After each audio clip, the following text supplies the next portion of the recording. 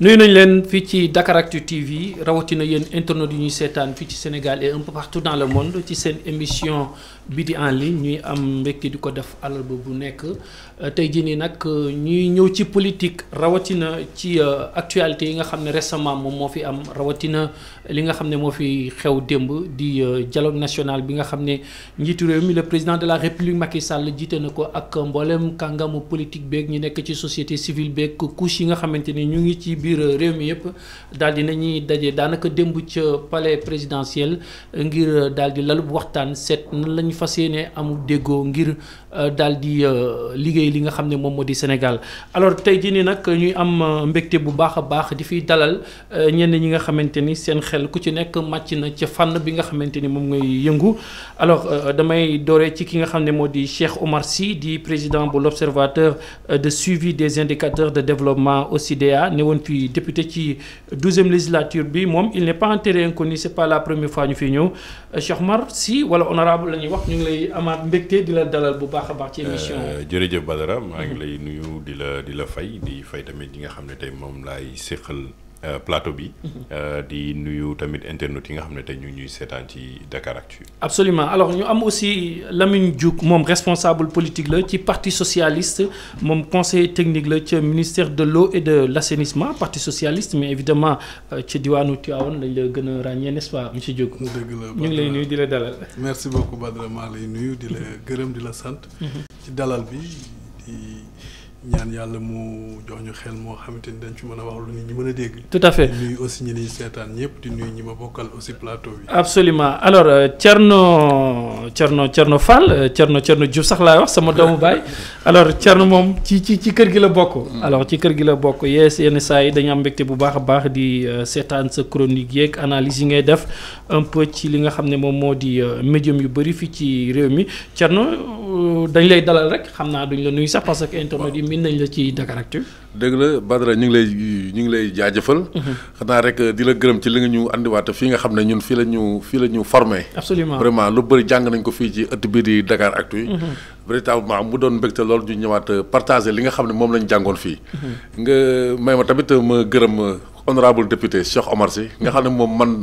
daanaka balaa ma koy gis dama ko ràññee bu baax ci langue politique bi parce que moom dafay incarner li ñuy xaw di wax naan ay genre troisième voie mooy tam dafa am ay schéma classique mais ñoom dañuy andi ay discours yu bees par rapport ak problématique yi nga xam ne ni ñoo bees véritablement ñu ciy jàng bu baax bu bindee contribution dañuy jël biir ak fay di noter parce que véritablement taxaw nañ taxawaayu sentinelle ak tamit monsieur Diouk xam nga moom toujours boobu boo dee parti socialiste dafay résumer histoire politique u Sénégal xam naa bu ñu duggee ci débat bi dinañ ci gën a développé te xam naa ne waxtaan ak moom dina doon loo xam ne dinañ ci jàng lu bëri tout à fait yokk suñu wàllum gëstu daal ci wàllu politique. tout à fait alors gannaaw 2016 2019 daal dinañuy lancé waat beneen dialogue ngir waxtaan ci ëllëgu réew mi gannaaw ba ñu génnee ci élection présidentielle bi nga xamante ni sax ñi ngi ko doon jongante daanaka ñoom ñëpp bokk nañ ci li nga xam ne moo di waxtaan bi démb d'abord on commence par les politiques alors Lamine Diouk yow parti socialiste nga nekk naam sax sa secrétaire général gisu nañ ko fa démb pour des raisons que nous connaissons.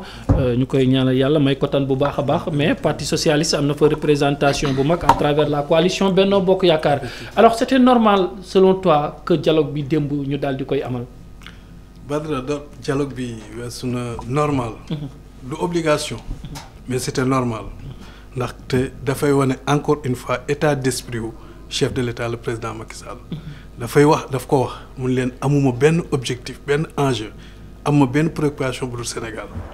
def nañ élection yi. gagné naa au premier tour constitution bi def nañ li ñuy def jox nañ ma réew mi pour 5 ans mais dama bëgg ñu toog waxtaan. ndaxte am na loo xamante dañ ko war a waxtaan ñun ñëpp ñoo ko bokk réew mi nañ ko pencoo nañ ko diisoo nañ ci waxtaan ku ne joxe sa xalaat. ci économie. ci politique. ci sécurité. ci environnement surtout fi nga xam ni foofu lañ jëm nii. parce que ñi ngi dikk ci production gaz ak pétrole. mu doon loo xamante ni. ci réew yu ko am yu bëri ci Afrique te loolu Afrique rek la am. boo xoolee amul benn réew bu am pétrole bu ndóol. bu dul Afrique. ci àdduna bi donc ñu ni nañu toog waxtaan. ba fa nu jëm avant ñu fay yegg dinañ toog lu ci nekk ñu càmbar ko politique bi. constitution bi économie bi sécurité lépp ñu càmbar ko. gis ci ay yoon mu woo ci Sénégal gi yëpp ma yaakaar ni la fa teew démb ci palais. wane na ni am na ñoo xamante ni Sénégal rek moo leen ñor. président def ko ci une approche républicaine mais surtout ci benn dimension ak impulsion patriotisme. parce que loolu dafa am solo. bu la Sénégal wooyee. da nga dem lépp looy def da nga koy bàyyi nga dem wuyu ndax Sénégal la ñun ñëpp Sénégal moom moo ñu sut. tout à fait fi lañ ko fekk. que fi lañ koy bàyyi. absolument. on a connu Senghor. on a connu Abdou Diouf. on a connu Abdoulaye Wade tey président Macky Sall suba keneen lay doon. te dafa am benn histoire bu am solo bu ndaw bu fa am bu Hadj Mansour Mbaye wax ñu koy nuyu di ko ci gërëm. parce que lu ci ëpp bu ñu daan wax dialogue dañ daan xaar ba problème am tension am conflit am wala boog élection yi mu xaw a compliqué. ñu ni nañ toog waxtaan mais tey dara xewul. ñun dinañ toog waxtaan pour xool fan lañ jëm. loolu lu rafet la loo xamante ni dañ ciy féliciter. di ciy remercier le président Macky Sall. absolument absolument moo jël initiative. absolument alors Cheikh Oumar premier dialogue bi maa ngi koy tudd léegi en 2016 ba ñu koy def boobu député nga woon. ci 12e législature bi. alors période bi contexte bi c'était favorable que ñu tenir li nga xamante ni moom moo di concertation yooyu noonu. waaw xam nga. De manière générale Lamine Diouk résumé na un peu l'esprit du dialogue xam nga dialogue moom musul weesu musul ñàkk Sénégal. Sénégal est un pays connu pour un peu depuis Senghor Abdou Diouf Abdoulaye Wade dialogue moom dafa mës a exister. Bon maintenant fi ñu jëm Badara wax na ko il y a des enjeux. yu am solo mais fenn lenn rek c'était une obligation pour man par rapport. ko dialogue bi am. parce que même bu neewee ne par exemple dara amatul dafa amoon lu amoon ci ginnaaw. parce que li indi mooy le processus électoral bokkoon na ci li nga xam ne tey par exemple une des composantes yi affaire u dialogue bi boo xam ne société civile surtout les partis politiques porté nañ ko. pour ñu mën a càmbaraat processus électoral bi. mais li neex démb peut-être te liñ ci mën a gagné saa ma ñaar laa ciy tiré. Premièrement, c'est le choix porté sur Famara Ibrahima Sagna. Je crois que le choix boobu c'est un choix consensuel que les Sénégalais ont salué. C'est quelqu'un boo xam ne dañ ko xamee ci nu mu nekk homme d'état. formation homme d'état la ñaar kenn la koo xam ne nit ñi xam nañ ko ci intégrité am na stature am na leadership pour mener li nga xam ne tey mooy processus bi ñu ngi koy xoolee ñun tey à l'image de Amadou Mokhtar Mbow. ak ni mu diriger les assises nationales. quelqu'un comme Famara tey sur le consensus yi ñu war a dem ba mën ko asseoir pour fii ak 5 ans yi di jeex. lan la ñu war a def. loolu moom c'est déjà lu ñuy saluer la deuxièmement mooy l'esprit bi nga xam ne président de la République wax na ko ne ko ne man conclusion yi ngeen di tirer yëpp ci processus bi man nangu naa ko appliquer. ça veut dire quoi en derrière. li mu wax mooy combat yi ñu doon mën a ci ginnaaw. ak sama réélection. ak li ma doon def ci ginnaaw yëpp léegi jeex na. dem nañu gagné naa leen gagné bi mooy lan joxaat nañ ma 5 ans 5 ans bi sama mandat fii laa bëgg a ànd ak yéen nañu toog waxtaan. càmbar fan la ñuy dem ci dialogue bi pour mën a aboutir à quelque chose de consensuel. et surtout xam nga tey Sénégal dama koy wax mënuñu ko xoolati comme 2012. Sénégal bi ñuy dugg nii. à partir de 2019 bi. jëm kaw Sénégal bu bees la parce que bu ñu xoolee investisseurs yi fii ñëw léegi bu ñu xoolee lan moo fii ñëw bu ñu xoolee gaz bi ak pétrole bi bu ñu xoolee barki démb la route de l'initiative de l'acier et de l'aluminium bi nga xam ne Pierre Atepa lancé nañ ko c'est-à-dire que ñu ngi dugg ci benn vision boo xam ne Sénégal devient un enjeu économique bu ñu war a waxtaanee. et te loolu esprit boobu bu nekkee président de la République moom impulsé na ko ci mandat bi rek foog naa ñun laajuñu ko mu def lépp. comme ni mu ko waxee voilà 4 présidents dem na li ñu ko laaj mooy sa jalon posé ko. pour que fi ñuy jëm ñun ñëpp sénégalais mu nekk fi ñuy la finalité inclusive économique et sociale. transformation boobu yëpp ñun ñu ànd ci bokk ci. loolu lañ la laaj mënoo defar lépp. te xam nañ ne du yàlla du yonante. c'est un président de la République avec des termes bien clairs. bu weesoo loolu na fi bàyyi benn héritage boo xam ne képp ku ci teg tànkam. au lieu ngay dellu ginnaaw na nga avancer. maintenant peut-être que fenn moo gàllankoor tuuti. man boo doon dialoguer tey. Je parlerai d'un dialogue autour de la jeunesse, de l'avenir de la jeunesse du Sénégal. Pourquoi? Parce que vous avez l'avenir de la jeunesse du Sénégal. Tu touches tous les pans, éducation, métier, emploi, avenir. Et c'est ça un peu le nit ñi xaw a am lu ñu gis démb lu ñu ne ñi ñu fa gis de yàgg nañ leen fa gis. Mais on voulait encore du sang neuf. Tout à fait.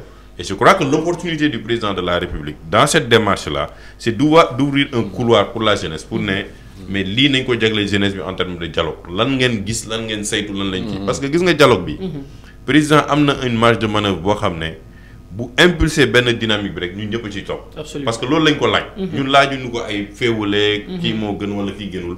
yaa fi nekk yaa fi toog yow lañ fi dénk kii bi. bés bu nekkee ne yow dialogue bi nee nga da nga ko li ñu ci tiré ci conclusion ànd nañu ko. nangu ko. ñun ñëpp dañuy nekk sa ginnaaw pour ñu def ko parce que c'est pas parce que da lay jëriñ yow en tant que président de la République mais day jëriñ Sénégal yëpp parce que yow c'est ton dernier mandat te ñaan nañu yàlla yàgg naa ko ma ñaan naa yàlla fu may dox ci mbedd gis Macky Sall ànd ak jabaram ñu nuyu monsieur le président na nga def sa waa mais bëggatuma gis benn président bu jeexal dem bitim réew. Absolument. bu ma rombee Mermoz ma gis ko mu toog ma ne sama président mu ngi toog sama kër. Tout à fait. C'est quelque chose, une valeur ajoutée pour la stabilité de notre Absolument. démocratie. Alors Thierno Cheikh Omar mu ngi koy wax léegi jug tamit daal dina koy wax nekkuñ Sénégal peut-être que c'est plus que jamais un pays stable bu ñu ko comparé ak beaucoup de pays de la sous-région tey jii nii amul lenn loo xamante ni sax peut-être xew na ba peut-être dialogue bi nekk urgence naam sax dialogue mosu fee jóg alors en quoi selon vous dialogue bi nekk loo xamante ni tey jii c'est important.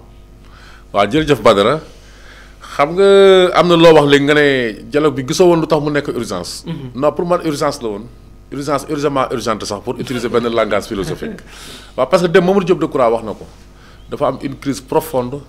entre pouvoir ak opposition. ba gis nga sax démb bon ñi nga xam ne mën nañ ne ñooy kàngamu opposition bi ñëwuñ ci dialogue bi. am nañu mécanisme boo xam ne bon buñ ci àndee seen jëmm taxawuñ fa laa bëgg a wax. xëy na am nañ benn mécanisme bu ñu taxal boo xam ne ñoom Decroix lañ bàyyi mu coordonné lépp dem bon astuce la mais pour man fu Moustapha Niasse président Moustapha Niasse toogee président Macky Sall toog war nga mën a gis Idrissa Seck. war nga mën a gis Ousmane Sonko war nga mën a gis ñenn ñu ànd ci kii bi ñu seen jëmm en tout cas ñu taxaw foofu noonu. donc loolu rek dafay wan ne ba tey am na benn genre atmosphère suspicion ñàkk wóolante buy am ba tey et c'est de bonne guerre c'est de bonne guerre donc parce que man bon mën naa koo analyser noonu xam nga dafa amoon ay avant ay crise daan am ba yooyu neexoon na surmonter parce que xëy na eggul fenn fi bokkut ak yi nga xam ne mooy nature crise yi ñuy am ni depuis 2012 et que sax par le passé li nga xam ne mooy pomme de discorde yi bi ñu koy yëkkatee gars yi dañoo teel a delluwaat ginnaaw parce que fii ñaari pomme de discorde ñoo am principal mooy affaire Khalifa Sall ak affaire Karim Wade parce que xam nga ko mel ni Barthélémy Dias su da koy dégg maan fayantoo du fi ñàkk mais foofu man du ma souscrire ci li muy wax mais dama koy xaw a comprendre parce que bu dee sama xel sell na mun ma gis affaire Khalifa Sall depuis 2014 nga gis ni muy évolué wu. waa ji dem na élection bon d'abord am na benn responsable APR Mbaye Ndiaye nee na ko boo bëggee jël Dakar kaay nga bokk si ñun moom mu dem élection ak ay mécanismes am véritablement contexte bi favorable ko mu gagné mais nga gis mairie Dakar ji yi doon jafe-jafe ñu doon jànkoonteeg waxuma gars yi tooñ de mais xam ne dafa am na un faisceau d'indices concordant dañoo am un faisceau d'indices concordant buy war ne Khalifa Sall mi dañ koy buddu xatal nga gis Barthélémy Dias boo xam ne bi Macky Sall di falu mi ngi nekkoon kaso dañ ko génne tabb ko député après problème bi am rek par extraordinaire nga gis ñu andiwaat dossier bi teg ko sur la table donc loolu lépp bu ñu ko ëmbee mooy li nga xam ne mooy andi affaire u Khalifa Sall mooy ko ci affaire u Mamadou Diop nee na maire Dakar laa woon nii Khalifa doon yoree laa doon yoree kenn mosuma topp te Macky amoon na possibilité topp ko parce que nekkoon na ministre de l'intérieur nekkoon premier ministre ci nguur Abdoulaye nekk sax président assemblée nationale mosuñ dégg mu toppatoo kees boobu s'il est animé de souci de kii nu mu tuddati de bonne gouvernance et cetera donc kii nu mu tuddati l'autre Pape Diop même chose nee na man kees gi nii laa ko mës a yoree yaa xayti mu naat d'autant plus que Macky tam maire la woon donc xam na kees bi mais problème Khalifa Sall boobu ñu andi dafa constituer benn pomme de discorde mën na nu mu tuddati yóbbu nañu ci ñenn ñi ci velléité de vengeance ak affaire Karim Wade tamit quoi qu'on dise créé yi xam nañ ban contexte lañ ko créé dafa benn contexte politique boo xam ne moom lañ ko créé woon Abdou Diouf technocrate la bu ñu fal am na ay livres yu bëri yu ñu ci bind ay théories yu bëri yu ñu ci teg yoo xam ne ni créé en tout cas bi ñu koy teg c'était pour freiner yenn baron parti socialiste yi la mais moom bi mu ci toppee ñaari fonctionnaire soriwu ci après dafa ko teg pendant plus année yooyu yëpp mosuñu wax waxu créé bon ñu andiwaat ko ñu ne dañuy topp 25 responsables ci nguur Abdoulaye lu ñuy gën a dem nga gis responsable yooyu di dugg ci nguuru Macky Sall leen di bàyyi ba tey ñu wét ci rek ak Karim Wade donc foofu tamit xam nga instrumentalisation de la justice dafay commencer feeñ justice de double standard dafay commencer feeñ te boo demee ci yenn dëkk yi nag yi am coow ba ñuy wootee ay comité de réconciliation ak yooyu foofu la commencé affaire kumba ak ndey ak kumba amul ndey ci la coow yëpp commencé te fii nag dañ ko fi commencé woon gis te fi ñu ko commencé gis mooy fi ñu yaakaar ne évolué nañ parce que amatuñu woon excuse parce que contexte Léopold Sédar Senghor contexte parti unique du contexte bu Macky Sall boo xam ne bi ngay falu yow fekk nga ñaari alternance démocratique am ci diggante 12 ans mais nag on ne va pas jeter le bébé avec l'eau du bain parce que ku lay woo ci jàmm moom wax dëgg yàlla da ngay war a jël nga baal ma jeexalee foofu parce que tey Sénégal bon ay xajul si ñun bu ñu xoolee lu ñu wër yëpp ay coow la. boo demee tey Mali xam nga mooy point d'interconnexion réseau terroriste yi gën a mag yëpp daanaka daaw maa ngi xool commandant wu kii quoi nu mu tuddati kii wu français yi fa nekk noonu. mi ngi doon wax naan attention affaire baa nga jógee ci nord bi di ñëw ci centre bi léegi réalité la ci centre bi xam nga. donc bi nga avancé ñaanuñu ko yàlla boo demee Guinée Bissau ay xalu ndeef ñu ngi fa yoo xam ne gëmm nañ mais fayagul ay coow ñu fa ba tey. boo Guinée Conakry ñu ngi naan est-ce que président def 3e mandat te foofu am na affaire waaso. ci diggante suuf yi ak Malinké yi ak Pël Fuuta yooyu yëpp. loolu lépp bu ñu ko tegee ñu nag depuis Léopold Sédar Senghor ma jeexlee foofu dañoo am tradition diplomatie de paix ñu daan jor kii bi su mu soti ñu daan jor en tout cas ñu daan dox tànk jàmm fii ci sous-région bi bu ñu duggee ci débat mën nañ ci gën a sori coow lu bëri fii Sénégal ñu ñoo ko mës a réglé kon nag tey mbay ci sa weewu tànk bu ñu wootee dialogue dañ ñoo fekk rek ci suñu baax tout à fait alors Lamine Diouk yow yaa ngi parti socialiste Cheikh Omar mu ngi koy wax léegi le choix porté sur la personne de Famara Ibrahima Sagna pour mu conduire dialogue bi daanaka unanimité la am démb ci salle des banquets ñëpp ñu fa jóg salué nañ ko xëy na ba muy gën a actif ci parti bi ay xale ngeen woon mais peut-être am ngeen école du parti xam ngeen ñi nga xam ne ñoo fa jaaroon ak yooyu noonu yëpp alors lan nga mën a wax ci nit ki ak jaar-jaaram ak parti socialiste ak tey jii nii li ñu ko tabb est-ce que il est à même vraiment de conduire selon nit ñi ni ñu koy waxee comme ni ñu ko bëggee li nga xam ne moo di processus bi. bien sûr c'est un choix boo xamante ni vraiment démb ñëpp salué nañ ko mais c'est l'homme mais aussi c'est son cursus c'est le parti parce que bëgguma di ci ndamu trop mais nag dañoo bokk ci parti boo xamante ni parti de valeur la parti de formation la et ki ko taxawal Léopold Sédar Senghor dafa am lu mu gëmoon dafa am lu mu doon tàggate nit ki ko wuutu muy Senghor Abdou Diouf la même chose donc ay kàngam tey ki ci nekk muy Ousmane Tanor Dieng ku ne xam na don de soi bi nga xam te ni def na ko ci Sénégal jël at léppam jox ko muy Sénégal moo tax aussi ñu koy xalaat bu baax ci moment yi dem mu nekk fa woon mais ñaanal ñu ngi koy ñaanal yàlla mu dellu si waroon na ñëw mais xam naa dootul yàgg mu ñëw incha allah mu ñibbisi ak jàmm ñu continuer liggéey bi donc Famara c'est un produit du parti bien sûr mais cursus la am nitu valeur la nitu principe la ku c'est un homme de devoir ku xam liggéey ku fonk liggéey ku bëgg liggéey gis nga bi ñu ko nommé ministre de l'intérieur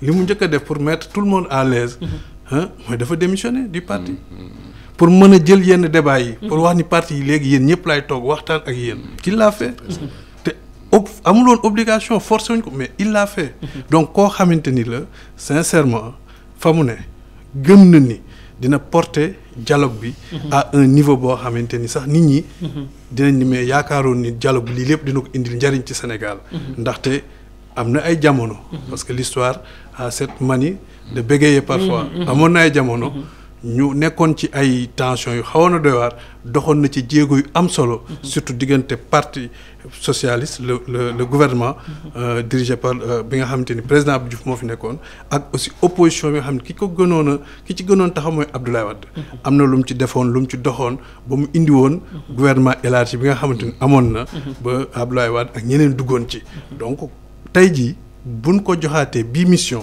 ñun suñu xel day dal dañ ci am fierté parce que xam nañ ni am nay valeurs yoo xam ñun moom la ñuy porter ñun socialiste mi ngi ci moom mais dañ ci am fierté parce que xam nañ ni nit ki trajectoire am carrière am expérience am expertise am dina ko permettre ak ñi mu àndal parce que du moom donc liggéey collectif la parce que président wax na ko nee na dafa bëgg mu doon loo xamante ni dialogue inclusif la parce que ci kaw inclusion boobu nga xam ni kenn du am kenn ku ni man boogalewun ma man bokkuma parce que ñëpp la ñu invité démb ñëpp heureusement ba ñoom opposition ci seen bopp ñoo ko wax ku ne jox nañ la sa carte invitation dafa am kay ñoo xamante ni xëy na dañuy wut buzz wala ñu ni jéem a def leneen daal ni man bokkuma ci lee man damay def nii mais ñëpp la ñu invité te foog naa ni démb occasion la woon pour ñu xam ni ñu ko président Ousmane Tanor di waxee soxla du am rakk. tout à fait soxla mënut a am rakk. jóge nañ ci élection yi. pare nañ ci élection yi ñen dem ci nu ñuy fexee ba suñu réew mi ñoŋ. suñu réew mi li nga xam te ne président Macky Sall def na ko ci juróom-ñaari at yi li ñu bëgg a def fii ak 2035. mais au-delà même parce que réew loolu moo koy tabax il faut que ñuy def ay dem ci perspective yu am solo. mais surtout du doon ay plan sur 3 ans. sur 2 ans sur 5 ans déedéet vision boo xamante ni dafay dem sur 35 ans sur 40 ans sur mais noonu la ñuy construire un état donc waxtaan bii nga xamante ni dénk nañ ko Famara ñun gëm nañ ni parce que ñun def nañ déjà réunion jeudi passé. jeudi 24 le parti socialiste def na benn réunion ci terme de référence yi xool naka lañ ci mën a accompagner bu baax mouvance bi. tey ñun gëm nañ ni niñ ko tasee mu bañ a doon rek débat politique parce que bu au début. loolu xawoon na yàq tuuti débat national bi. dialogue bi ñu foog ni dialogue politique alors que vraiment politique benn pàcc la ci juróomi pàcc mais benn pàcc ci juróomi pàcc mënut ëpp solo loolu lu politique am solo il faut que acteurs politiques yi xam ni aussi élection yi passé rek dafa war a nekk miroir ñu toog xool ko amul benn même président Macky Sall bi nga xam moo gagné parti ko accompagner yëpp bu ñu doon additionner seeni militants amuñu pas plus de 2 millions de militants. Sénégalais yi am na ci ñoo xamante ni bokkuñu ci benn parti.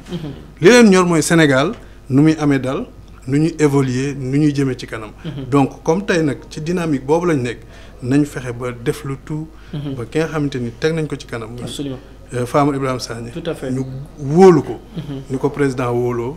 ñu xam ni mën na am ndam ci lii mu jëm. mais ndam boobu du ndamu moom.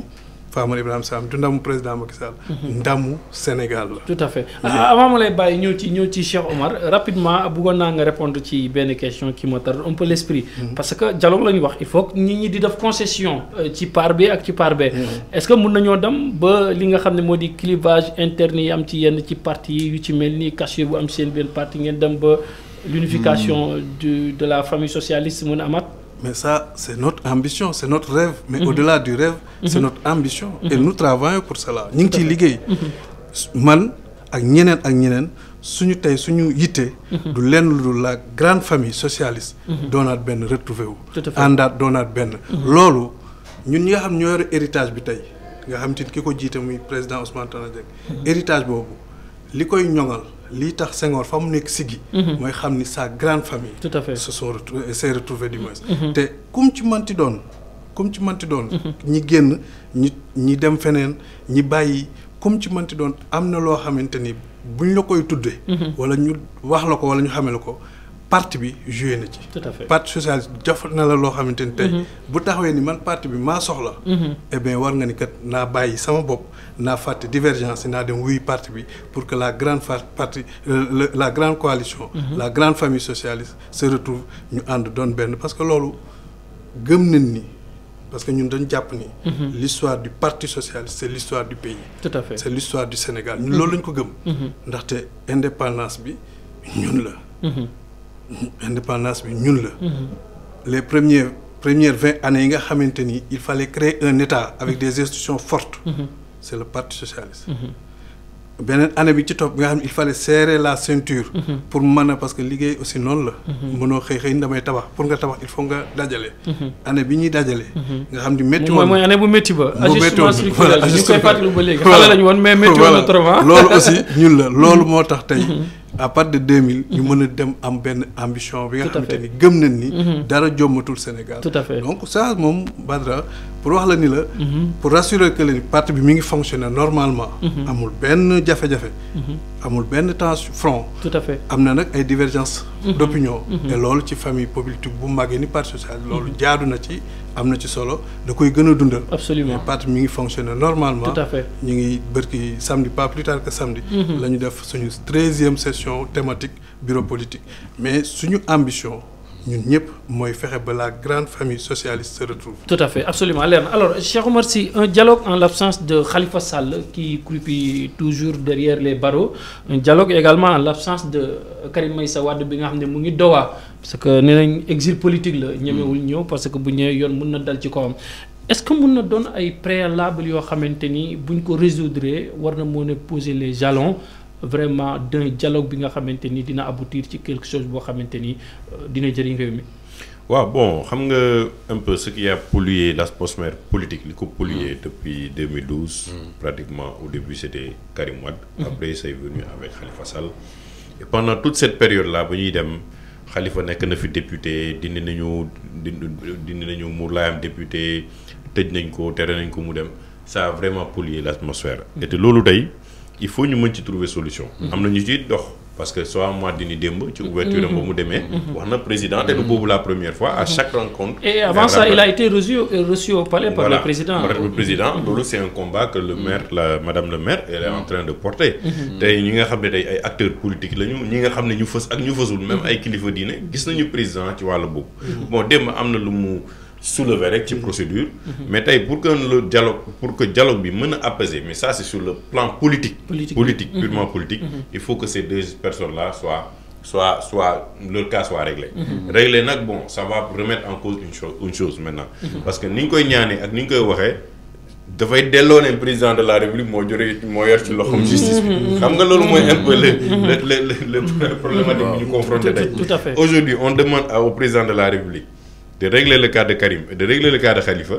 On lui dit indirectement vous avez en charge la justice. joxal defal dara. Dans notre pays on dit qu'il y a qu'on a trois piliers. on a l'Assemblée nationale. mais dafa mel ni réponse bi mu joxe démb xaw na dal xel. waaw xaw na dal xel aménagé na boppam. parce que moom fu mu ne nii. en fait président de la République yooyu yëpp ay boulet la loo xam ne de retardement la tant que ñu ngi koy wax. du mën a concentré wu ci fu mu jëm. tey amatul enjeu. Il a la possibilité d'être un président jeune. boo xam ne il pose les jalons du point de vue processus électoral du point de vue des partis politiques parce que tey. am na loo xam ne nangu nañ ko déjà au début amoon na fi coow. mais le parrainage. qu'on le veuille ou non. lenn loo xam ne c'est appelé à rester c'est même plus à cause du président de la République. mais les Sénégalais sont passés par un processus où ils se sont dit. bon malgré les failles du processus.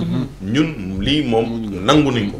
parce que day wàññi candidat yi. mais lan la indi comme conséquence derrière. mooy la réduction des partis politiques. parce que ñu bëri tey il faut que soit ñu dem toppi parti socialiste. bu nekkee ñoom jubóo nañu ba àndaat seen biir. wala ñu ànd.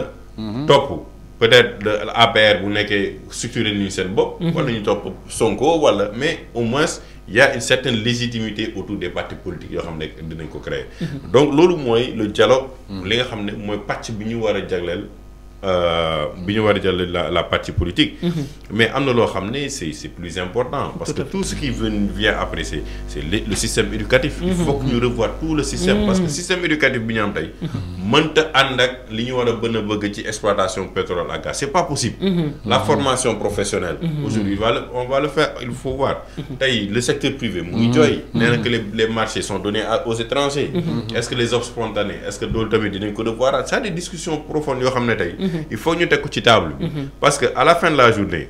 consensus 4 points yooyu bu ñu ko mënee régler. c'est le leadership politique moo ci des. le leadership politique nag lenn rek moo ko mën a régler. mais c'est le vote à travers les citoyens ñoom ñoo koy joxe. donc foofu lan la ñuy soxla mooy le processus électoral qui soit transparent. que ñi ñu war a mën a participer de manière légitime. que tous les citoyens puissent avoir leur carte d'électeur au moment des élections, que tous les goulots d'étranglement que ñu gis. Et majoritairement bu ñu xoolee les élections au Sénégal malgré tout li ñuy wax au moins on a des avancées significatives. am na loo xam ne nag peut-être que dans ci biir élections yi am gis nañ ci ay gàllankoor. il faut que ñu régler ko. mais je pense que aujourd'hui fondamentalement le président de la République en mettant Famara Ibrahima Sagna pour piloter ce processus. on peut s'attendre à des résultats probants mais tamit li may invité monsieur Famara Ibrahima Sagna mooy il ne doit pas faire l'économie des assises nationales. on ne recommence pas la roue am na lu ñu fi jot a def comme dialogue. am na lu ñu fi jot a def comme liggéey. loolu bu moom bu doxoon jël tànkam dem toog ak moo Amadou Makhtar Mbow ne ko ci li ngeen def fan laa ci mën a commencer. du ñu perte temps bu bëri. parce que je pense que d'ici fin de l'année sax dina mën a teg ci table bi. lenn loo xam ne tey day ne président de la République écoute defoon nañu déjà le chemin à 50%. dialogue bi lii la complété voici li ma lay jox comme conclusion 4 années yi ni si des jéemal appliquer conclusion wu consensus bi loolu daal moo ci sama. alors Thierno Fall je pense que ne démb seetaan nga avec un grand intérêt li nga xam ne moom moo di waxtaan bi amoon foofu ca palais alors. Karim Wade ñëwul ki nga xam ne moom moo di Khalifa Sall ba léegi mu ngi ci prison bi daanaka ña fa jógoon ñëpp demandé nañ pour ñu libérer Khalifa Sall bàyyi ki nga xam ne moo di Karim ñëwaat est-ce que war na mën a déteindre un peu ci li nga xam ne moom moo di débat bi ñu war a am ak consensus bi war a jël. waaw xam nga démb comme ni mu ko wax kii quoi ni ma ko waxee sànq boo xoolee am na benn révélation bu mag bu fa génn nit ñi prêté wuñ ci attention. Omar Sarr ni BDS nee na man nekkoon naa ci dialogue bu njëkk bi. te boobu moo tax ñu bàyyi Karim. donc loolu moom ñoom mësuñ ko assumer loolu. toujours dañoo jéem a dissocier affaire Karim Wade. ak dialogue bi boobu noonu. alors que boobu boo nekkee observateur des référendum bi nga xam ne Ablaye Wade mi am na lu muy dox. ba man en tout cas bokk naa si ñu si daan bind ñëwul sax campagne boo fàttali ko. référendum bi. te alaat boo ko mbir joree dëgg-dëgg day ñëw dox donc ci laa commencé suivre. nga gis ci seen mouvance bi ñu gënoon radical contre Karim Wade commencé di laaj nañ ko libéré.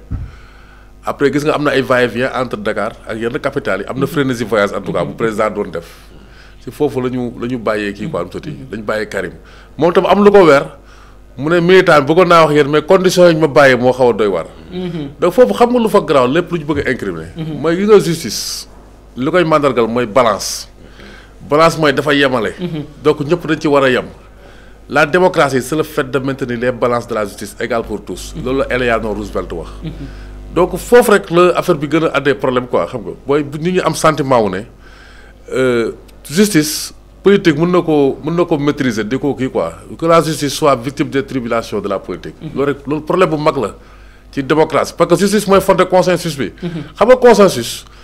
dafa am côté boo xam ne dafa abstrait mais am loo xam ne dafa matériel mooy loi yi c'est établi bu nekk ci démocratie rek ñu ngi ci consensus. léegi ci loi yooyu noonu boo xoolee rëq-rëq xam nga loi yi parfois day imparfaite. dañ koy defaraat mais am na lu mu wax léegi nii nee na nañu dellu ci assises nationales yi. mais effectivement man maa ngi fàttaliku terme de référence su assises nationales yi bi ñu koy génne.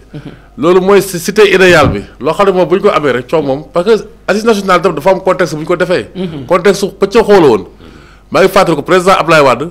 dafa woote woon dialogue moom tam avant veille 2007 parce que diggante ba 2007 jubóowut ak opposition fi nekkoon. mu woote dialogue président Ousmane Tanor Dieng dugg ne man mënu ma waxtaan ak yow à quelques mois des élections monsieur Diouf yaa ngi koy fàttali. monsieur Abdoulaye Bathily dugg wax loolu ne ko à quelques jours des élections mënu ma waxtaan ak yow lu dul condition wu élection yi la ñu mën a waxtaan fii. mais dafa mel ni ci dialogue boobu moom tam dafa am dëgg sarax bu mu ci kii woon pour tas opposition bi. parce que il paraît que am na poste vice président bu ñu diggoon am na ay Moustapha Niasse ak ñeneen daal. ba en tout cas archive yaa ngi fii quoi loolu xam nga am na bañ naan sax est-ce que élection yi dañu ko yóbbu 2009. foofu donc manipulation commencé am. loolu fa la ci la naxee sax nga baal ma ci terme bi quoi mais xaw na opposition bi loolu xaw na leen tardé calcul yooyu noonu. ba ñu tas après Abdoulaye Wade gagné mais bu ñu fa jugee dañoo boycotté législatives yi. mais tam ñu jël ñoom tiré kii quoi conclusion seen échec ñu ànd def benn say. donc ci lañ defee assises nationales yi ak leen la fi am yëpp mais tout contre fait boobu daal assises nationales yi bokkoon na ci maanaam rectifier loo xam ne nii affaire panne la ci suñu démocratie. loo xam ne nii dañ ko doon sooxe quoi donc véritablement loolu lu amoon solo la. donc tey bu monsieur président Famara Ibrahima Sagna ñëwee mu capitaliser d' abord ci conclusion assises nationales yooyu. kon nag foofu ma fàttaliwaat benn affaire assises nationales yi dafa am lu mu jur. mooy les recommandations comité national de réforme des institutions. bu président Amadou Mahtar Mbow jiite. tout à fait am na phrase boo xamante ne suñu mbokk taskatu xibaar yi. nee nañ président moo ko wax. mooy li ma ci intéressé laa koy jël. man nag dégguma ko ci mu wax ko de vive voix mais bu fekkee moom noonu la ko jàppee xam nga Badou dafa ñu andiwaat rek ci affaire naxante bi quoi. xam nga parce que lii lu sérieux la. mai 2016 am na ñu ne journée nationale du dialogue. xam nga mosoo dégg 28 mai 2017. mosoo dégg journée nationale 28 mai 2018. yaa koy doog a déggaat ren. moo benn circonstance mooy xam ne président daanaka faluwaat na. effectivement comme noonu mu koy waxee daal ñun Sénégalais la ñun ñëpp lu ñu nekk taskatu xibaar yëpp dañ ciy rafet njortu ne. tout à fait véritablement parce que tey réew mi moo fa toll sax. xam nga boo xoolee débat yi bees yu soulevé wu Sénégal. dafa am loo xam ne nii foofu damay remercier ñi nga xam ne nii ñoom ñoo sosoon suñu kii bi man toujours dama ciy bind. ñoo sosoon état au Sénégal. yi nga ci suñu taarix gars yi dañu koy fàtte xam nga tey ñu ay débat ethnicisme ak yooyu noonu bu ñu ko ragal ñu teg ko xool ne dañoo tardé en réalité bu ñu koy wax. parce que ñun lu ñu dimbalee dëgg-dëgg par rapport ak yeneen dëkk yi bloc démocratique sénégalais bi ko bloc la tudd. déjà boo ne bloc yaa ngi andi notion unité. li ko andi mooy boobu Sénégal dafa amoon ay partis régionalistes. boo demee Tambacounda dafa benn parti bu fa naan ay organisation des ressortissants de genre yooyu. boo demee Jolof sama suñu mbokk yi boo ko bëgg ko amoon parti am nga demoon Saint-Louis ñooñu ñëpp ku nekk sa région da nga taxawal benn parti MFDC Casamance Émile Badiane di jàkkaarloog tubaab bi di laaj indépendance pour sa compte Senghor ak Mamadou Dia seen mérite mooy ñoom ñëpp la ñu fédéré muy tukulóor bi muy olof bi kër dëkk Tambacounda ñu am sens ñaari kilifa diine yi fi nekk yu gën a mag muy sëñ Babacar ak sëñ Fallou ñu jàppale leen donc benn say boobu. la ñu accéder indépendance. ñun loolu moo ñu dimbale pendant presque 40 ans sookul boobu noonu la ñu téye nii donc tey boo xoolee dafa am ay mutations yu bees yu génn ci ay technologies ak yooyu ay réseaux sociaux ak affaire demee noonu donc mutation yooyu noonu di menacer suñu sookul tey man dañ ko incorporer ci dialogue bi xam nga yaarama sànq ni donc mot social bi am na ci solo pour man moo ci ëpp solo. parce que lii ñëw nii débat yi ñuy agité nii yëpp ndax dafa am benn théorie du complot ci suuf parce que fu pétrole am souvent théorie complot am. dañuy am lu ñu di jaxase boo yàggee lire yenn livre kii nii xam nga da ngay xam ne dara y' a pas de génération spontanée y' a pas de fait spontané. dafa am benn main invisible bu nekk ci suuf ndax ñun dafa am ku ñuy bëgg a jaxase wala yooyu yëpp donc war nañ ko jàngat affaire yëpp ñu teg ko avec kii avec sang-froid. parce que góobalee sax man Sénégal dëkk bu yomb kase la quoi. parce que comme ni ma waxee sookal bii nii pendant ay ati at suñu maam yi dañoo nekk si jàmm am mat donc loolu boo fii kii nii sax yow ku ko bëgg a jaxasax yow yaay jaxasoo ci sa biir quoi xam nga mais du tee xam nga rek xoddee ko balaa ngaa lakkale débat yooyu ñu teg ko sur la table incorporé ko et que Macky Sall comme moom la tombeek muy nekk président Sénégal moom am na tey loo xam ne nii mën na fi jaaree am wéy bu rafet loo xam ne dugg ci histoire par la très grande porte xam nga te dafa xam nga nag moom ku yàlla dimbale ci lu bëri souvent lu bëri lu nit di sonn pour am ko moom yàlla daf ko yombal li Senghor daj ba am nguur wala Abdoulaye xam nga moom daju ko mais tam nu mu war a mën def ba dugg ci histoire ci façon boobu ñoom sax dugguñ ci moom tey am na chance boobu noonu teg les rails loo xam ne nii non seulement dinañ yóbbu émergence 2035 bu ko bëggee il a la possibilité parce que tey ressources yaa ngi fi c'est pas gratuit que tey boo xoolee multinationales yu mag yëpp di ñëw Sénégal parce que am na lu ñu fi yaakaar donc moom loolu chance la xam nga pétrole bi du Macky Sall xalaatam moo tax pétrole am fi loolu yàlla la neex pétrole am fi mais moom la tombeek donc am na ay leviers yoo xam ne mën nañu yóbbu ci émergence mais en même temps teg fi tam loo xam ne stabilité lay xam loo xam ne bii comme ci Amérique 1945 ba tey mosoo dégg ñu wax ay waxu problème mu mandat yooyu di ko xëccoo ci jamono Roosevelt ba tey fii tamit Sénégal ñu dugg ci loolu te kon moom mën na doon genre père de la nation tout à fait alors kenn ci kàngamu politique bi nga xamante ni moom wuute na démb waxtaan bi dialogue bi mooy Ousmane Sonko bi nga xam ne moo jiite Pastef bokkoon ci élection présidentielle yi nga xam ne moom lañ génn alors avec la complicité de la régie bu fekkee élément bi pare na mun nañ koo seetaan ci point de presse bi mu doon def tout à l'heure ak ki nga xamante ni boo son suñu reporter ba fa newoon di Moussa Bey ñu déglu Ousmane Sonko ñëwaat léegi ci plateau bi.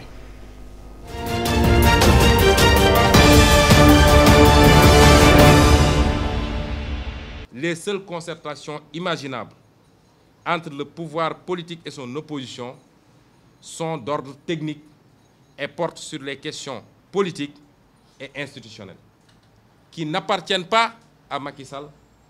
Ces prérogatives constitutionnelles ne concernent pas le processus électoral ni la question de nos institutions. Ça transcende sa gouvernance, ça appartient à tout le peuple sénégalais. Et c'est les seules questions qui peuvent faire l'objet de discussions, pas de dialogue.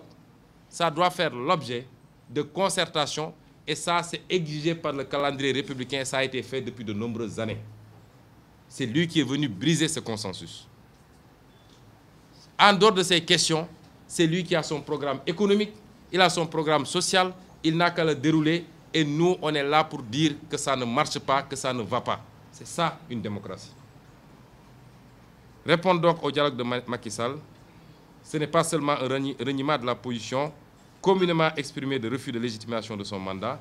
Au lendemain de l'élection, c'est aussi une décision d'intégrer son gouvernement délégué à la commission dirigée par Famara Ibrahima Sagna. Nous considérons d'ailleurs que les Sénégalais doivent désormais parler du gouvernement de Famara Ibrahima Sagna. Parce que Famara Ibrahima Sagna, sa mission, c'est de fabriquer un programme. Parce que quand un exercice de ce genre englobe les questions politiques, les questions économiques et les questions sociales, il s'agit carrément de fabriquer un programme à la place de Liggéeyal Ëllëg et à la place de Sénégal émergent. C'est ça la vérité. Et donc, désormais, nous devons considérer que la manœuvre qui consistait à supprimer le poste de Premier ministre devait aboutir à désigner un gouvernement informel qui sera un panier à salade où on va retrouver tout et rien à la fois. Et ce gouvernement informel est chargé aujourd'hui de fabriquer un programme de gouvernement pour Macky Sall et demain, éventuellement, de se retrouver pour le partage du gâteau étatique.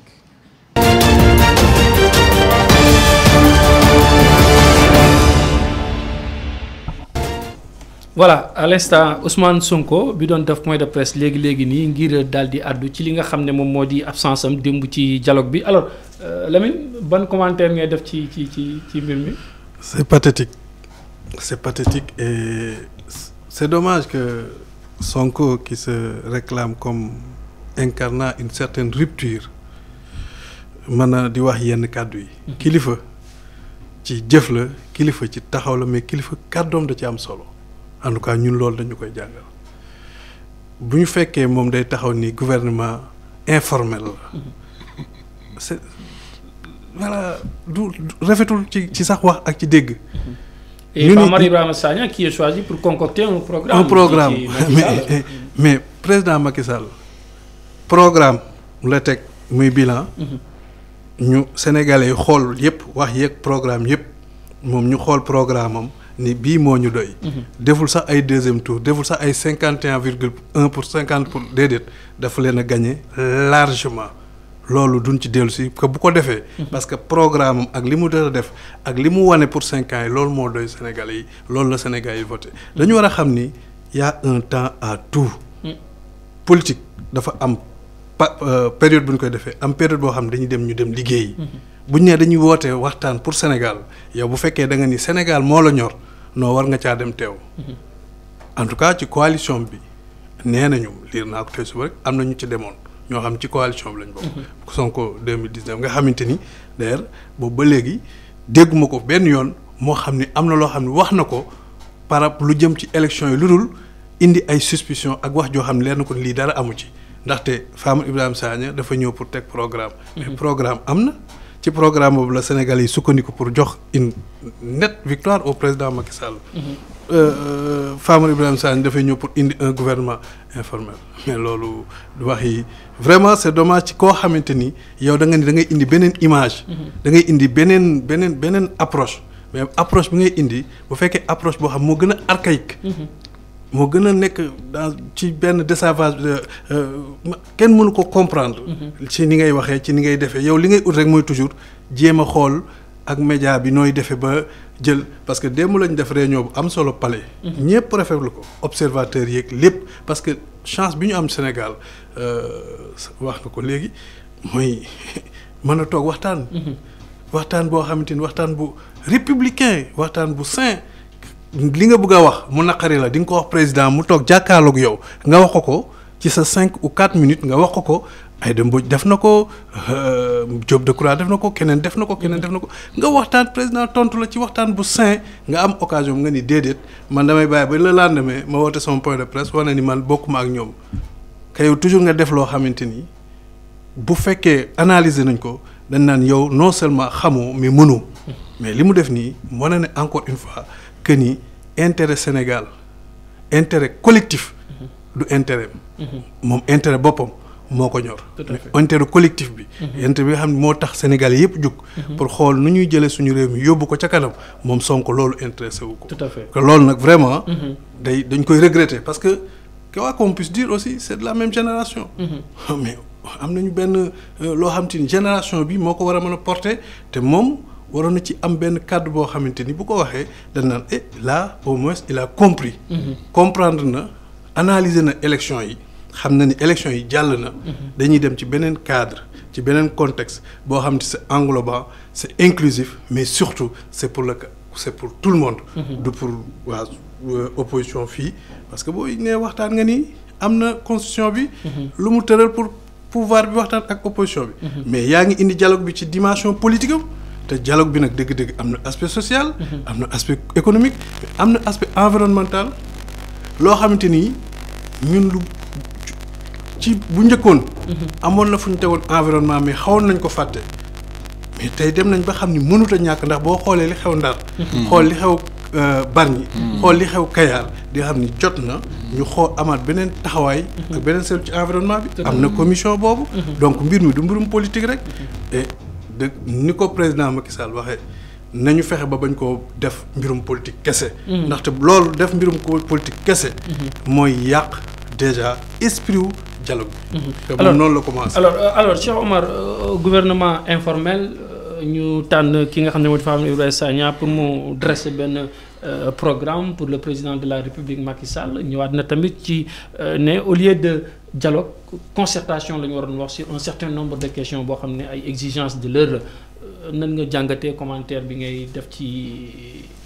Bon de prime abord man musuma rencontrer Famara Ibrahima Sagna de prime abord mais c'est quelqu'un que je respecte beaucoup donc il faut aussi qu'on apprenne à pour ñenn ñi ñu bàyyi leen seen cër parce que dëkk il faut muy am toujours des piliers yoo xam ne ci ñoom lañu def comme référentiel mënuñu ci ku ñëw rek ñu mën a dal ci kawam sinon bu yàggee suñu kilifa diine yi loolu moom wàññi seen daraja lu bëri parce que on les a tellement attaqués que ñoom ils se sont reculés parce que c'est dans ces cadres pareils terminologie yëpp benn la concertation yoo dialogue yooyu yëpp lan la waxtaan la pour aboutir à un certain nombre de résultats te li nga xam ne tey ñun ñu rafetlu ko ci jël man de vraiment dinaay dal gouvernement bi sur certains points mais bu daree am ma xool ñu ne ma Famara Ibrahima Sagna la ñu choisir j'étais parmi les premiers ou parmi les gens qui surtout ont salué le fait qu'on les choisit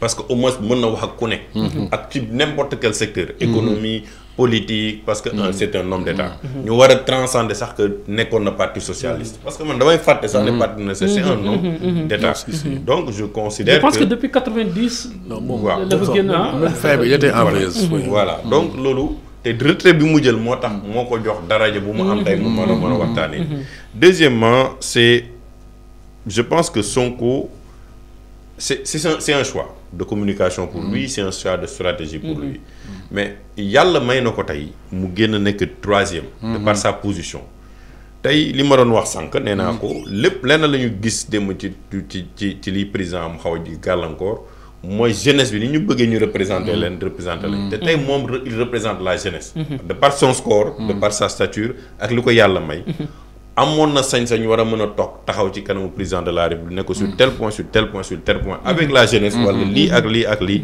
ñun lii la ñu bëgg nga def lii la ñu bëgg a seet maintenant quitte après lu koy président di tontu mais aujourd'hui il faut aussi que mu embrasser ne lenn li ñuy xaar ci moom tamit mooy ne sur des questions techniques sur des questions de perspective d'avenir de vision il faut tamit mu mën ci embrasser loo xam ne dépassé na li nga xam ne mooy boppam moom mais dépassé na li nga xam ne mooy parti mais dépassé na sax c'est parce que yenn saa yi on parle même de patriotisme c'est bien mais le patriotisme est sous-tendu quand même d'un certain nombre de choses yoo xam ne tey war nañ ko mën a discuter pour un ensemble tey ni nga mënee nekk li ma doon wax keroog ba ñu lancer l'initiative sur les routes de l'alignement de l'acier dama ne un Dangote tout le près à l'état du Nigeria qui est derrière lui et qui le soutient.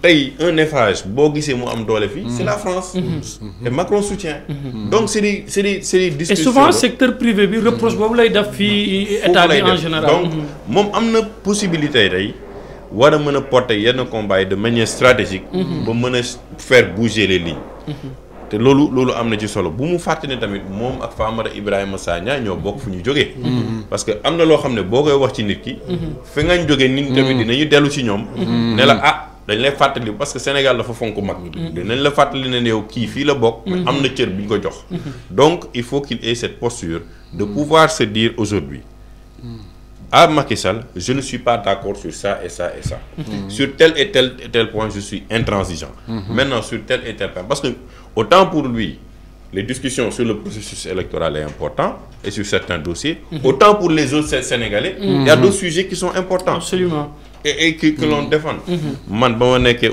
à l'Assemblée nationale j'ai travaillé sur les ressources minérales j'ai travaillé sur l'environnement mais sur la question des ressources minérales autant pour moom les contrats étaient extrêmement importants et pour nous tous autant pour moi lan la ñuy def ak li ñu nar a tirer ci ressources yi moo important parce que de toute façon contrat yi signé nañ ko boo fi naree xeex ak ñoom boo nga fekk ba le temps ngay pare li ñu fi waroon jël nañ ko mais il y a plus d'utilité et d'où par exemple l'esprit de quelqu'un comme Atepa qui s'est dit au lieu aujourd'hui dégg nañ ko dem au lieu aujourd'hui que je me concentre sur la politique je préfère amener mon expertise à offrir aux Sénégalais un développement économique et social inclusif et ceci est ma participation te loolu la ñuy xaar ci moom en tant que politique am na lu ñuy xaar aussi ci Ousmane Sonko et je pense que il faudra dans cette perspective et fii ñu jëm ba 2024 qu'ils comprennent que lii ñuy dialoguer nii. ça peut moom mu bénéficier ko bu ko fi yàlla tegee. mais sinon buñ ci gisul yenn participation yi ki fi toogaa tamit. tu es obligé de recommencer la roue. parce que li mu wax sànq affaire yenn saa ay fayante la. yaa ñu ko defoon. yaa ne woon doo ñëw. ñun tamit léegi dañu nekk ci posture pour wan la ne yow comme yaa bloqué woon. dañ lay bloqué. tout à fait te loolu bu boobaa c' est une redondance. et je pense que l' esprit qu'on est dans lequel nous sommes. que le dialogue réussisse. c' est bien pour nous tous. qu'il échoue malheureusement c' est pas bon. man dama koy wax. man je suis quelqu'un qui soutient le dialogue. je suis quelqu'un qui. vraiment parce que. yàlla may na ma dem naa ci sous-région yi fu bëri. j'ai rencontré des présidents. j'ai discuté sur des sujets sensibles avec des personnes yoo xam ne kii mais li ñuy xaar ci Sénégal. moo ñoom fi ñu faillir ñun ñu bañ fa faillir. parce que ñun bu ñu taxawee ba dëgër. ba fii ñu nekk ni ñu jàll ko comme ni mu koy waxee. ñe la jóge nañu ci kaw du nord ba dem ci centre. ñun rek ñoo fi teg loo xam ne tey ñooy bouclier pour mën a permettre tey relancer plus ou moins. parce que tey pour terminer. Prenons l'exemple du pétrole et du gaz et on ne peut pas sortir de ça. Tous les pays qui sont autour du Sénégal, y compris nous, suñu faiblesse mooy lan la mooy on produit mais on ne transforme pas. La conséquence de quoi c'est quoi? C'est que 80% nous sommes des économies extraverties. mooy matière première bi dañ koy génne. Conséquence bi mooy on affaiblit nos économies, on affaiblit notre situation sécuritaire. Bés boo commencé la transformation de nos minerais, du pétrole et du gaz, tu es obligé d'investir dans la sécurité de ta population, tu es obligé d'investir dans la sécurité de tes entreprises, tu es obligé d'investir dans la sécurité de ta sous-région, parce que vous avez un intérêt commun. Mais loolu il faut ñu jox l'impulsion. ñu ciy defee impulsion ba mu dox Mali dina ci mën a dugg. Mauritanie dina ci mën a dugg. Côte d'Ivoire parce que lenn rek moo ñuy boole après mooy lan fexe ba dëkk la sous-région ba ñu déstabiliser wu. Absolument. Et c'est des dialogues et c'est des cadres de discussion yoo xam ne tey il faut ñu am ko au-delà du parti politique, au-delà de l'homme politique pour pouvoir savoir qu'aujourd'hui le monde qui là il bouge et te ñun mënuñu ko arrêter. Il faut par contre ñu am ay dispositifs yoo xam ne daf ñu mën ci participer. Absolument. Alors Thierno quel commentaire ci sorti Sonko bi. waaw comme fi mu waxee nii man je crois que xam nga gars yi moom dañuy politique. ku nekk sa stratégie. waaw yaa xam ne tojee sa bopp ji tax ba exister politiquement. parce que man bon su may sujet démarche Sonko loolu laay gis souvent moo dafay am benn démarche bu isolé par rapport ak le reste de la classe politique. comme li ma waxee xam nga dafa théoriser troisième voie bon c'est normal quoi moom ci loolu lay exister. mais nag parfois populisme bi tamit xam nga loolu tuddee populisme war na mën a am ci yenn questions yi sensibles ak yenn moments yi. parce que comme ni ma waxee sànq may daane rek may jarul fooye. ba dootul ñun rek. mais lu ñu wër la jamono la moo fa toll lii di raam yi di toll ay Mali di ñëw ak yooyu yëpp xam nga war nañu ubbi suñu kii ak tam ci environnement dama ko fàtte suñu heureusement mu si jug laal na ko. parce que man maa ngi dëkk Malika ma doon ko xam ne dama bëgg géej lool mais day gis foofu doon du ma expert ci wàllu ndox mais dafa am lu may jaaxal fi ma daan toog ay 2000 di fay di kii di naan ataaya. foofu yëpp tey ndox la. ça veut dire que y a l'avancée de la mer. tamit yooyu dafa ma ñor Djiboka bi nekk ministre de l'environnement 2009. ñëw na ne fii bu fi kenn laalati suuf en 2009 mu def ay kii mais boobu ba tey gisoo benn disposition bu gars yi jël affaire bi mi ngi avancé. xam nga àll bi ñu ngi ko gor. loolu war nañ ci mën taxaw wax ci ndax ñun ñii ñoo xamut wala lii ndax danger def ci nekkul. te tey ñu am problématique environnement ci monde bi. affaire mbëbës et cetera donc bëri na ay yoo xam ne daal ci wàllum environnement tey. loolu rek war na motiver dialogue parce que tey boo demee Europe yenn démocratie ñooy prospérer mais booy créer parti da nga tey jox doole à volet environnement da nga koy jox doole bu ngand pour nga mën a falu foofu. parce que ñoom tey dañoo tiit tey xam nga bu ñu naan ay COP 21 ak yooyu noonu parce que enjeu la planétaire donc il faut ñu incorporer ko ci. affaire terrorisme bi xam nga sànq wax nañ ko foofu nga baal ma fàttali. lu tax Sénégal ñun ñu war a àndaat. gis nga sécession Biafra xam nga affaire boobu affaire matière première moo ko andi parce que fu am matière première la tubaab yi bëgg ci andi jaxasoo. mais si nga xam nga Senghor moo ko réglé ñu bëri xam naa loolu peut-être kii mais am na ñu ko xam bien sûr gën ma ko xam mais Senghor dossier boobu moo ko réglé session Biafra parce que moo ko xeex sur le plan international dossier bi ba Nigéria taxul. vous voyez Mauritanie ak Mali seen diggante xam nga ci affaire Sahara bi. Senghor moo tax ñoom accord en 1970. donc ñun te loolu mën nañ ci cité yu bëri dañoo mës a nekk une diplomatie de paix diplomatie de paix boobu noonu tey lañ ko soxla. day xëy dafa tombé ak Macky Sall moo nekk kii mais tey soxla nañu Idrissa Seck parce que lépp relation la.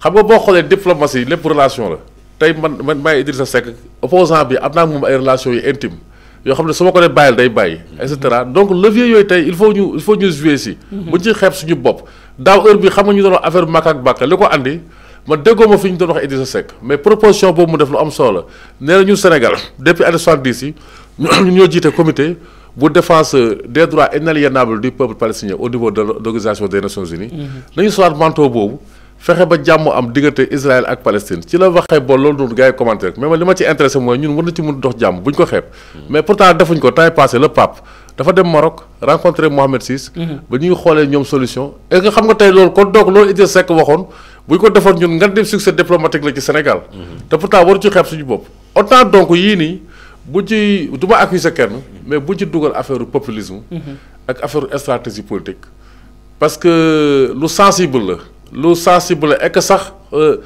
xëy na li ngay wut bon lii nii am na solution yoo xam ne bu ko ci andi wut li ngay wut boo ko jotee du gën ci yow li ma mosoon dégg sëñ Sidi Matar di wax naan loo wutee loo wut non defe naa loolu benn sëñ mbuur murit bu mag en tout cas moo ko doon wax nee na looy wut te boole woo si jàmm boo ko amee rek wuti jàmm dëgg la leer na alors ku nekk dama lay jox 30 secondes parce que xam naa ne ñu fi toog ñëpp ku nekk tey jii am nga ci benn point boo xamante ni point bu importance la ci yow bu am importance bu doon sa sago dina bokk ci li nga xam ne moom la ñuy résoudre pour de bon ci li nga xam ne moo di dialogue bi ñu commencé par Lamine ban point nga yaakaar ne tey jii nii ça vous tient à cœur te souhaité nga vraiment ci dialogue bi ñu résoudre ko une bonne fois pour toutes je pense que point la boo xamante ni président ci bi muy prêter serment wax na ko ñun ñëpp d'accord nañ ni li ñu gis fii ci réew mi mënatul a continuer ci comportement ci incivisme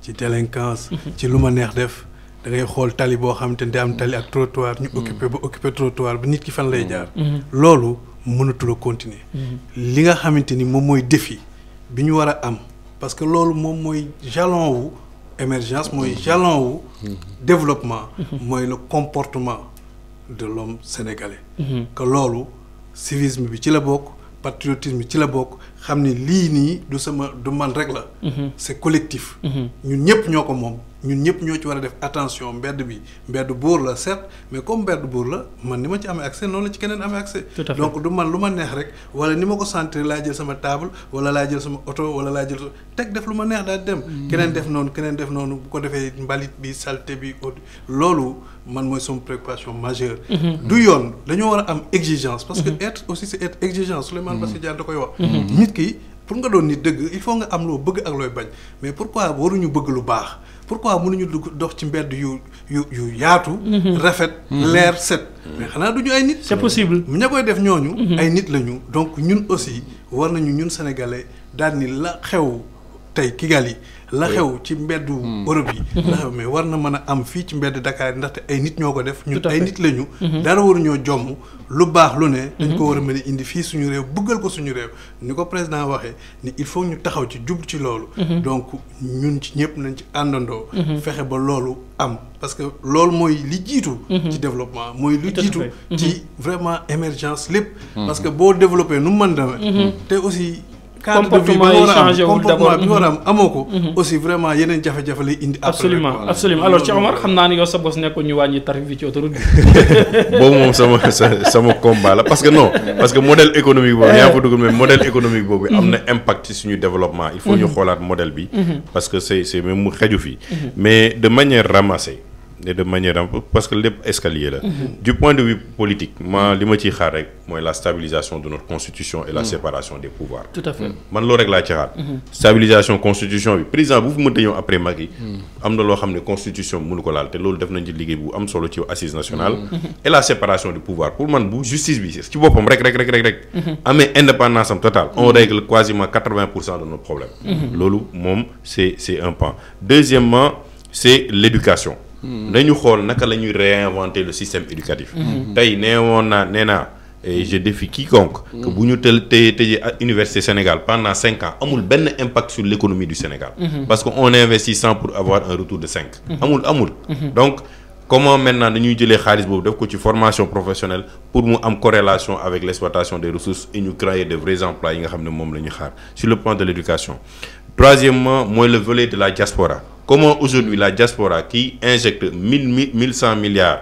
dans l'économie du Sénégal naka la ñu mën a capter fonds yooyu pour injecter ko dans le développement mu mën a wàññi plus ou moins lépp li nga xam ne tey mooy prêt yi ñuy def au niveau des institutions financières et faire un modèle économique comme ni ko Éthiopie di defee ak ñeneen ñoo xam ne la diaspora sera au cœur de ce processus là fi may presque terminé mooy ci li Lamine wax loolu yëpp boo ko tegee am na lenn loo xam ne moo fondamental mooy suñu cadre de vie mooy comment nous on doit vivre ensemble le respect de l'environnement munoo comprendre ay mécaniciens nekk di defar auto partout munoo comprendre tabaski ñu indi xar yëpp Dakar le besoin quand il existe même bu nekkee li nga soxla mu ngi Kédougou di nga ko jëndi donc pourquoi pas ñu parquer xar yi à l'extérieur de Dakar képp ku bëgg a jënd xar nga dem jëndi sa xar mais munoo def lépp salté la même chose pour les mécaniciens la même chose pour les commerces munoo fu nekk rombal Russie angle kii bi rek Liberté 6 bi léegi dem nañu ba jël tali bi commencé di fa di ko mais et ça c'est dans le cadre de l'acte 3 de la décentralisation avant ñu dem moo tax man nit ñi di ne oui il faut respecter je suis quelqu'un qui veut bien respecter le calendrier républicain mais à l'heure actuelle communes yi nu ñu demee c'est pas possible, c'est pas viable. Il faut faire l'évaluation de l'acte 3 de la décentralisation. Pour la découpage administratif, mais surtout regarder le modèle anglophone un peu pour donner au gouverneur le rôle d'impulseur au niveau des régions pour ñoom ñu nekk la xam ne ñooy relais au président de la République. Et je crois que yooyu bu ñu ko mënee régler. Et mon dernier défi, c'est d'avoir des parlements au niveau régional. Parce que boo amee un parlement au niveau régional, tu renforces l'inclusion sociale et économique. Bu ku nekk ci biir région bi mu nekk dina gis ay député dina gis benn institution bu daw boo xam ne représenté na ko foofu mu nekk après un relais national à la ci modèle allemand yeeg ñeneen ni ñu ko defee je crois que la cohésion sociale la cohésion économique boobu lay gën a ëpp doole ba nga xam ne tey ay MFDC ak yenn affaires yi nga xam ne ñu ngi koy joytu bu ñu ko mënee am ay institutions renforcées au niveau local je crois foofu dinañu mën a jëm ci Thierno Sossoé lan la waaw foofu fondamentalement ci affaire élection comme fi mu waxee rek may ñaan yàlla ba bu ñu defatee élection rek ba ci jugee ba bu kenn contesté comme nu mu meloon ci législative 2012 xam lu ma ne présidentielle mais législative itam bi xam dañoo jugee élection boobu mooy première élection bu ñu organisé ci nguuru Macky Sall kenn contesté wu ko nañu fexe ba daal élection bés bu fi amati bu ko kenn contesté léegi nag ñoom ay borom expérience lañ tuuti naa ci jox leen xalaat ay ancien ministre lañ ay kilifa yu mag xam nga ku nekk am nga benn kii daal xam ne bu ñu bëggee andi solution en tout cas mën nañ ko parce que ay ressources humaines de qualité lañ à travers leur parcours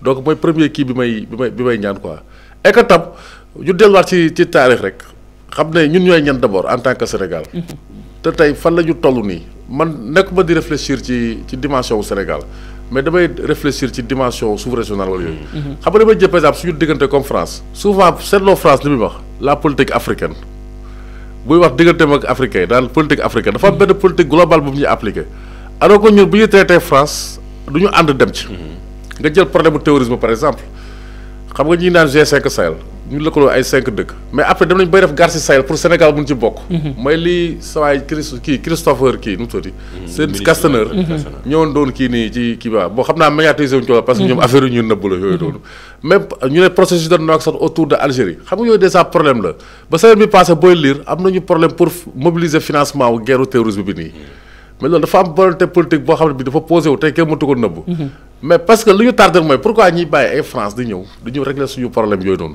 alors que ñun nii déjà autour de Algérie Sénégal ak yooyu noonu war na am benn socle bu fi nekk déjà mais man loolu noonu du ma ci expert wala yooyu mais ci sama xalaat bu gàtt tey comme mel ni Cheikh Tidiane Gadio par exemple dama koy déglu am na xam naa ne lii nii am na ci relation am na ci xam-xam et cetera loolu mu ngi ko tànn ci ay ci nguur Ablaye Wade ñoo xam ne nekkoon nañu ay kàngam loolu noonu am na ci xam-xam ci sur rawatina ci nguur Parti socialiste nga xam ne pendant 40 ans presque ñoo jiite dëkk bi donc loolu moo ci ëpp solo parce que li ñuy wax fii pétrole ak émergence ak yooyu yëpp loolu bu ñu ko réglé wul véritablement man daf ma tiital man personnellement wàllum terrorisme bi daal ma doon Sénégal mu andi ci déclic te comme ñun ñu ngi woote dialogue donc véritable ñu jaaree fa ma jeexal fenn rek foo xam ne nii nag moom loolu moom lu abstrait la xam nga yar moom du affaire u état waaw comme li ngay gis ci réseaux sociaux yi yooyu noonu ak ku nekk fi nga nekk tey journaliste nga am nga benn puissance bu ko utiliser loo xam ne ni yow doo ci dugal moralité xam nga dee naawut buzz rek donc xam nga dof bi bu bëggee siw nu mu def waa ji bu bëggee siw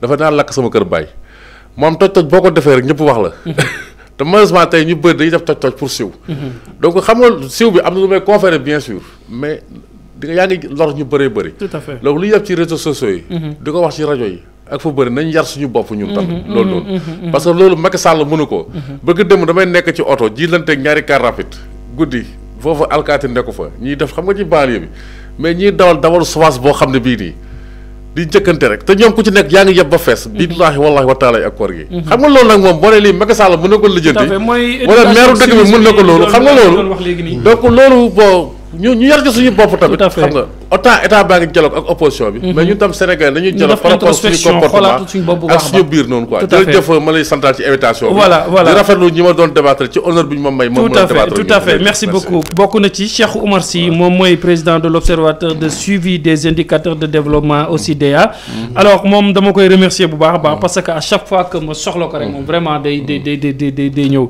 la preuve mooy tey jii nii du ma ko wax sax mais tey laa ko woo tey ba may xëy si laa ko vers les coups de 10 heures et vraiment li mu jàppoon yëpp bàyyi na ko fekk si moom donc je ne cesserai jamais de le remercier également may remercier Lamine Diouk moom mu ngi soog a ñëw fii te xam naa ne du doon la dernière fois responsable politique la ci parti socialiste du conseil technique du ministre de l'eau et de l'assainissement ñoom it ñuy préparer un grand événement mondial mooy forum mondial de l'eau boobu noonu yàlla nañu ci yàlla yóbbu jàmm également Thierno Ibrahima Diop di journaliste et analyste politique moom sama grand frère la yàgg nañ bu baax a baax du tey yàgg nañ bu baax en tout cas Thierno également moo lay remercier bu baax a baax remercier également ñi ñu doon seetaan ñëpp à travers Dakaractu TV gërëm techniciens yi nga xamante ne ñoo àndoon jàppale ma à la bonne réalisation ak présenter leen émission bi jox leen dig daje mercredi incha allah bu fekkee julli nañ nag dañu nekk suñu kër yi comme ni ñu koy waxee rek daal di xéwale comme ñëpp d'ici là comme ni ma koy waxee rek l'information continue sur la référence Dakaractu